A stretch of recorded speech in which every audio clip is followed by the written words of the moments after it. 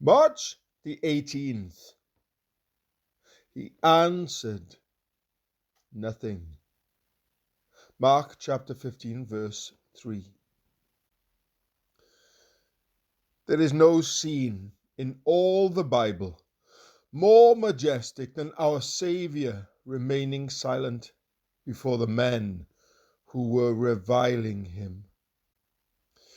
With one quick burst of divine power, or one fiery word of rebuke, he could have caused his accusers to be laid prostrate at his feet. Yet he answered not one word, allowing them to say and do their very worst. He stood in the power of stillness, God's holy, silent Lamb.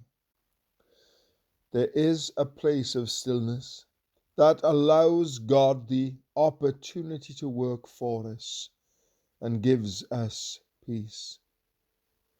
It is a stillness that ceases our scheming, self-vindication, and the search for a temporary means to an end through our own wisdom and judgment. Instead, it lets God provide an answer through his unfailing and faithful love to the cruel blow we have suffered. Oh, how often we thwart God's intervention on our behalf by taking up our own cause or by striking a blow in our own defense. May God grant each of us this silent power and submissive spirit. Then, once our earthly battles and strife are over, others will remember us as we now remember the morning dew, the soft light of sunrise, a peaceful evening breeze, the Lamb of Calvary, and the gentle and holy heavenly dove. A. B. Simpson. The day when Jesus stood alone and felt the hearts of men like stone and knew he came but to atone. That day he held his peace. They witnessed falsely to his word. They bound him with a cruel cord and mockingly proclaimed him Lord. But Jesus held his peace. They spat upon him in the face. They dragged him on from place to place. They heaped upon him all disgrace.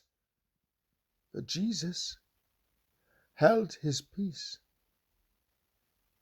My friend, have you, for far much less, with rage which you called righteousness, resented slights with great distress? Your Saviour held his peace. L.S.P. I remember hearing Bishop Whipple of Minnesota, who was well known as the Apostle of the Indians, voice these beautiful words. For the last 30 years, I have looked for the face of Christ in the people with whom I have disagreed. When this spirit drives us, we will be immediately protected from a feeble tolerance of others, narrow-mindedness, harsh vindictiveness, and everything else that would damage our testimony for him who came not to destroy lives, but to save them. W. H. Griffith Thomas.